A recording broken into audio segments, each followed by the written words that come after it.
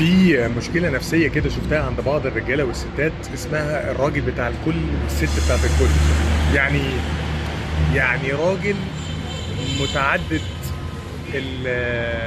التعاملات، مش هسميها العلاقات، بيتعامل مع ست واثنين وثلاثة واربعة بنوع من انواع الود، والست اللي بتتعامل مع راجل واثنين وثلاثة واربعة بنوع من الود. الراجل اللي من النوع ده والست اللي من النوع ده بيستخسروا نفسهم في ان هم يتفردوا في علاقة. يعني الست دي بتستخسر ان هي تكون لراجل واحد، والراجل ده بيستخسر ان هو يكون لست واحدة.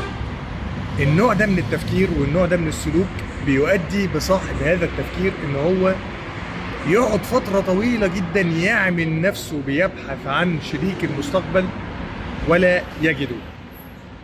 فهو مشكلته او هي مشكلتها انه مش عايز يكون بتاع واحد،